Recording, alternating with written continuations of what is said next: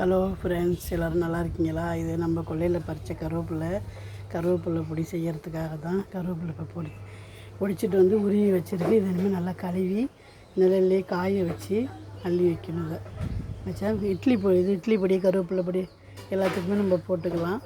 இது செம்பருத்தி பூ வந்து உங்களுக்கு எல்லாருக்குமே தெரியாது கிடையாது. உங்கள் கொல்லையில் இருந்துச்சுன்னா கூட நீங்கள் பறித்து காலைல வெறும் வயிற்றுலேயே எத்தனை 4 பூ 5 பூ எத்தனை பூ வேணாலும் சாப்பிடலாம். ஹார்ட்டுக்கு அவ்வளோ நல்லது. இல்லை செம்பருத்தி டீ கூட போட்டு குடிக்கலாம். அந்த மாதிரி கூட நீங்கள் வந்து பூவை வேஸ்ட் ஆக்காமல் இந்த மாதிரி செய்யுங்க. இருந்துச்சுன்னா உங்கள் வீட்லேயும். காலை சாப்பாடு இன்றைக்கி பூரி குருமா, உருளைக்கிழங்கு குருமா தான் இன்றைக்கி பிள்ளைங்களாம் ஸ்கூல் லீவு. வீட்டில் இருக்கிறதுனால கொஞ்சம் சாப்பாடு செய்ய லேட் ஆகிடுச்சு.